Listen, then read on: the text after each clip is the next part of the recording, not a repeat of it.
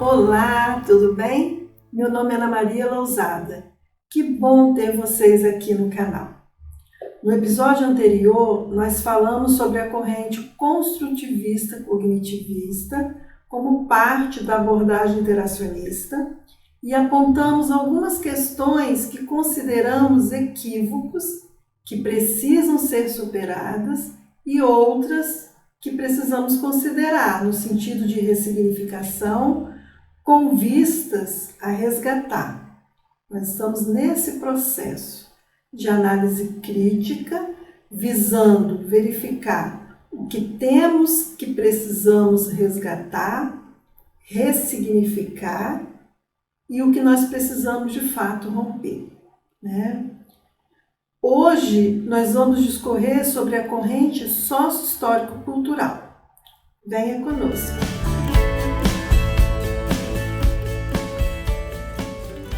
De acordo com a concepção sócio-histórico-cultural, a escrita é um conhecimento científico produzido ao longo da história da humanidade. Então aqui a gente já pode estar destacando a escrita e até falando sobre a alfabetização enquanto um conhecimento científico. Tá? E conforme dito no nosso e-book Alfabetização Empreendedora, ensinando a ler e escrever com texto, os estudiosos dessa abordagem, da abordagem sócio-histórico-cultural, se ancoram em Vygotsky e Luria para compreenderem os processos de apropriação da leitura e da escrita. E Luria, que fazia parte da equipe de Vygotsky, argumenta que a escrita é uma técnica auxiliar usada para fins psicológicos, quer dizer, para recordar e transmitir ideias e conceitos. Então, para ele, a criança vivencia diferentes tempos, diferentes estágios de aprendizagem da escrita. Nós podemos destacar o estágio da intuição, da imitação, da escrita topográfica, da escrita pictográfica e da escrita simbólica, que é a escrita convencional. Então, conhecer esses estágios é importante para que possamos fazer as mediações didáticas pedagógicas de modo que as crianças possam interagir compreendendo as nossas problematizações. A criança precisa ser questionada, as suas questões precisam ser problematizadas, mas de um modo em que elas possam dialogar com os nossos argumentos, de modo que os seus argumentos dialoguem com os nossos argumentos. Isso quer dizer que elas precisam estar num tempo e espaço da sua aprendizagem em consonância com aquilo que nós estamos problematizando, mas no sentido desafiador, em que elas vejam desafios e, com base nesses desafios, elas sejam instigadas a avançarem no seu processo de aprendizagem e, assim, promover o desenvolvimento das suas funções psicológicas superiores, né? Então, para Vygotsky, a apropriação da escrita ocorre inicialmente no plano interpsicológico, quer dizer, na interação da criança com seus pares e com o objeto de conhecimento, não podendo deixar de considerar nesse processo as pessoas mais experientes, como um grande aliado da aquisição, do processo de apropriação da leitura e da escrita pela criança. E após essas questões acontecerem no plano interpsicológico, com essas pessoas mais experientes na interação com outras crianças, e na interação com o objeto de conhecimento, tudo isso vai acontecendo no plano intrapsicológico, dentro do indivíduo. Então, nesse sentido, a linguagem se torna fundamental no processo de apropriação dos conhecimentos, porque pela interação entre o eu e o outro, né, na relação que ela estabelece com as outras crianças e com as pessoas mais experientes, elas se apropriam dos conhecimentos já produzidos, como também produz novos conhecimentos. Então, as pessoas experientes, quer dizer, as pessoas que vão trazer para ela algo que já foi produzido, esse algo que já foi produzido vai ser confrontado com o que ela está concebendo, e é nesse processo de interlocução, né, que elas vão produzir novos conhecimentos. Então, a constituição das funções complexas do pensamento, né, segundo Pallanganna, então essas funções complexas do pensamento, né, são veiculadas principalmente pelas trocas sociais. E nessa interação, o fator de maior peso é a linguagem, ou seja, a comunicação entre os homens, entre as pessoas. Então, aqui o foco tem sido a linguagem oral e gestual a serviço da linguagem escrita, serviço do processo de apropriação da linguagem escrita. Isso significa que é de fundamental importância que as crianças possam interagir com outros objetos escritos, com diferentes objetos escritos, presenciando também diferentes atos de leitura e de produções de textos. Então, é crucial nesse processo que a professora e o professor ensinem às crianças os conhecimentos básicos da alfabetização. Então, inclusive, o pensamento egocêntrico, aquele pensamento interno, né, aquela linguagem interior, que serve de instrumento mediador entre as crianças e os conhecimentos, também constituem linguagem importante no processo de apropriação dos diferentes conceitos. Então, nós estamos falando aqui das linguagens em suas múltiplas facetas. Então, assim, a apropriação da leitura e da escrita, assim como o pensamento e o próprio comportamento das crianças, são orientados pelas interações que elas estabelecem com pessoas mais experientes. Então, para a referida corrente, a maturação por si só não é suficiente para explicar os mecanismos de apropriação do conhecimento. Então, a maturação, segundo Rego, a maturação biológica é um fator secundário no processo de desenvolvimento das formas complexas de comportamento humano, né? Porque essas dependem da interação da criança e sua cultura. Já no dizer de Smolka, o núcleo conceitual da perspectiva sócio-histórico-cultural está delineado pelos construtos da mediação e internalização, porque o desenvolvimento do psiquismo humano, as funções intelectuais das crianças são sempre mediadas pelo outro. Nessa mesma perspectiva, Nogueira destaca que o desenvolvimento e a interiorização dos processos mentais superiores implicam uma forma de mediação que é fundamentalmente, que é profundamente influenciada pelo contexto sociocultural. A mediação social das atividades da criança permite a construção partilhada de instrumentos e de processos de significação que irão, por sua vez, mediar as operações abstratas do pensamento. Então, com isso, a internalização implica a transformação de fenômenos sociais em fenômenos psicológicos. Esses fenômenos são mediados pela linguagem, que, por sua vez,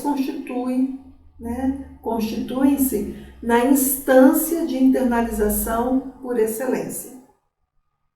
Então, por isso que ele fala que primeiro numa dimensão interpsicológica, para então ocorrer numa intrapsicológica. Agora, a gente precisa estar destacando que é por meio das múltiplas linguagens que se dá a internalização de aspectos da aprendizagem, da leitura e da escrita. Assim, ao se apropriar dos conhecimentos básicos da alfabetização, requer uma ação compartilhada, uma ação partilhada. Para tanto, ao iniciarmos um trabalho de alfabetização, precisamos investigar o que a criança já sabe fazer sozinha, que é seu nível de desenvolvimento real, o que ela ainda não sabe fazer sozinha, mas sabe fazer com a ajuda do outro, que é o seu nível de desenvolvimento potencial.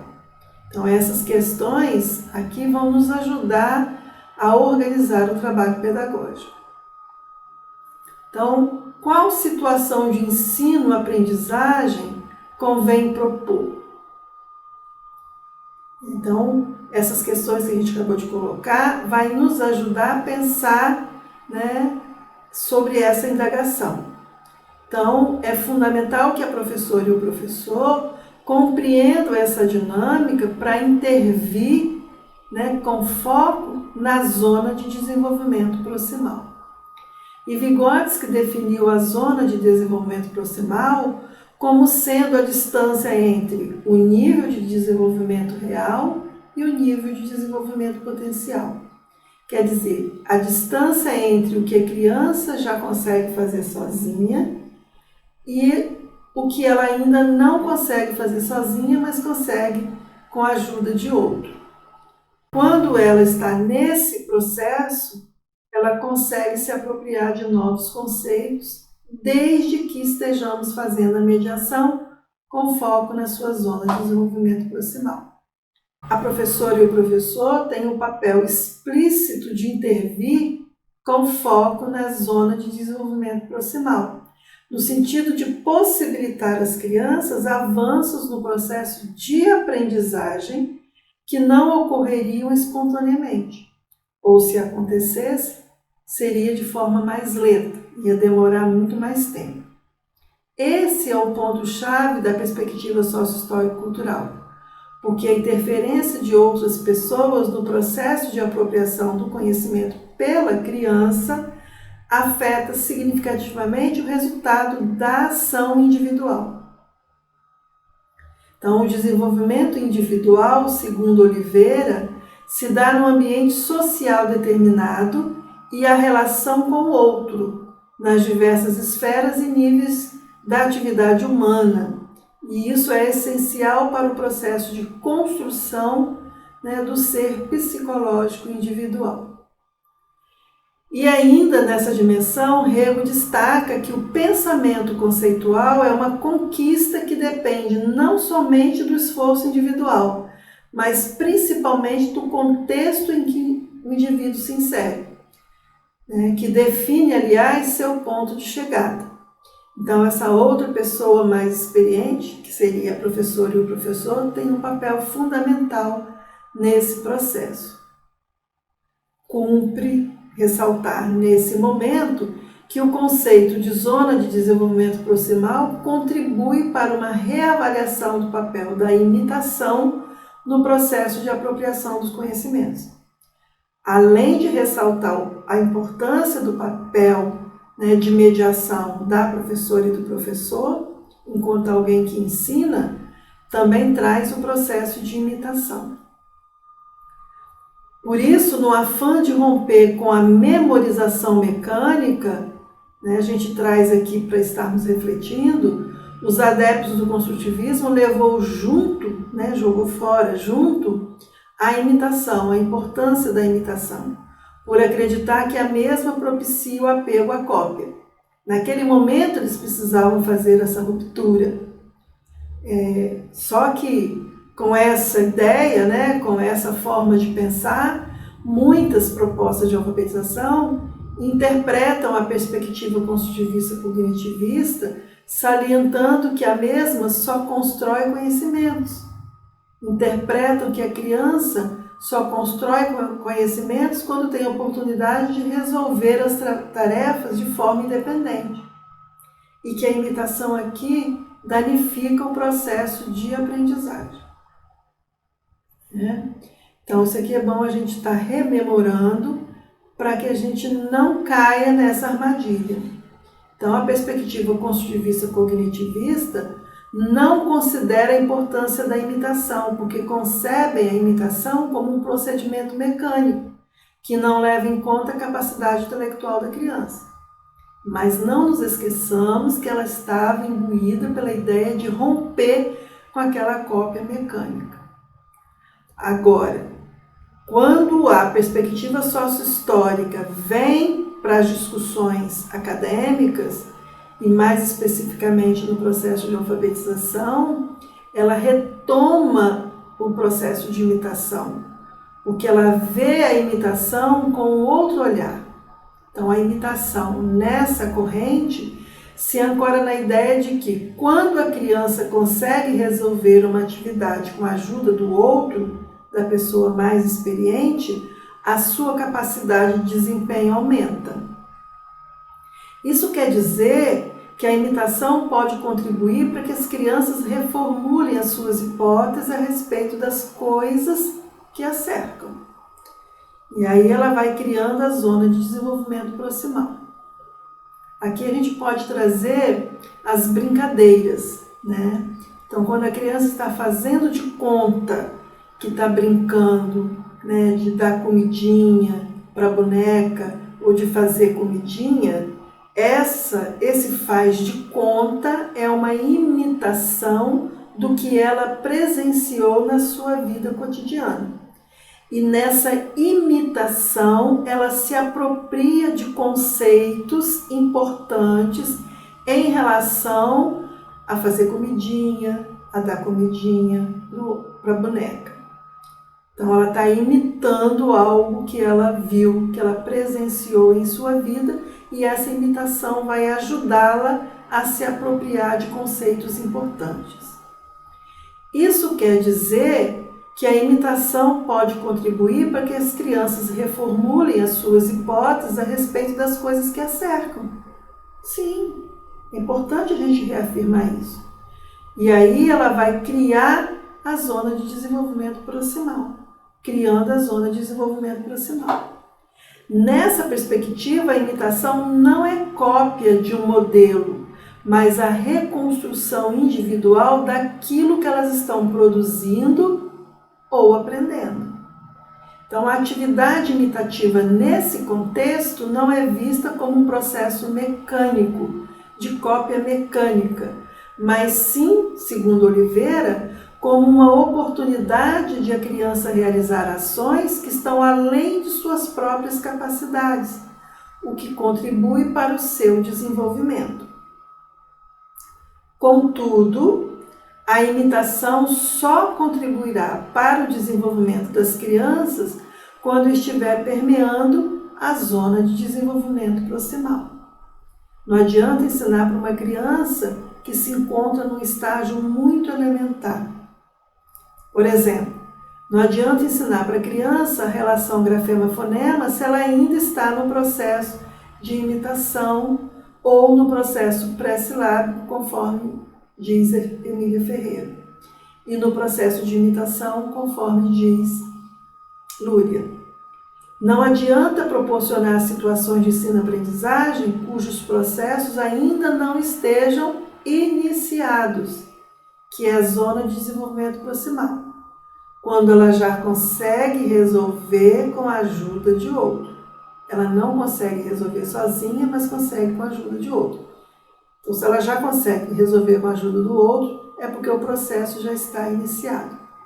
Isso sim implicaria uma ação meramente mecânica e sem sentido se estivéssemos desconsiderando essa zona de desenvolvimento proximal. Mas se estivermos considerando esses conhecimentos já iniciados, aí sim nós estaremos fazendo a mediação de forma significativa. Aqui fica claro o sentido de aprendizagem e desenvolvimento que se diferencia das demais correntes, inclusive da construtivista e cognitivista, que está inserida na categoria interacionista. Então, a criança se desenvolve porque aprende. ela não precisa primeiro se desenvolver para depois aprender. Essa é a marca, né, que demarca a diferença nessa perspectiva. E nessa lógica, não vamos oferecer situações de ensino-aprendizagem com base na fase em que ela se encontra, no seu nível de desenvolvimento real, mas sim com foco no seu nível de desenvolvimento potencial, para que as mediações possam permear a zona de desenvolvimento proximal. Percebe? Então, à medida que acontece o desenvolvimento das funções psicológicas, quer dizer, o desenvolvimento cognitivo, né, das suas funções psicológicas superiores, elas sentem necessidade de novas aprendizagens, impulsionando para novos desenvolvimentos. Então, a relação entre aprendizagem e desenvolvimento acontece no processo de interlocução constante e não de uma forma linear. É numa dimensão de interação cíclica. No que se refere à leitura e escrita, poderíamos dizer que o fato de as crianças conviverem com diferentes formas de escrita e diversos atos de leitura não significa que elas possam conduzir sozinhas a sua alfabetização. Elas não se bastam nesse processo. As crianças não são naturalmente convidadas a interpretar os signos escritos. Os processos de apropriação do referido conhecimento, né, não se efetivam de forma natural e individual, como no passe de mágica. Não é dessa forma. Agora nós vamos te perguntar: você já encontrou o elo perdido? Você está fazendo as anotações para que possamos dialogar? A perspectiva sócio-histórico-cultural nos ajuda a encontrar o elo perdido? Existem questões nessa perspectiva que nós precisamos romper? Existem questões nessa perspectiva que nós precisamos aprofundar, procurando resgatar o que ficou perdido nas correntes anteriores? No próximo episódio, nós vamos fazer uma síntese das questões abordadas nessa série, Alfabetização em Busca do Elo Perdido, visando salientar o que precisamos resgatar para qualificar a alfabetização nos tempos atuais. Até o próximo episódio, quando nós vamos destacar essas questões.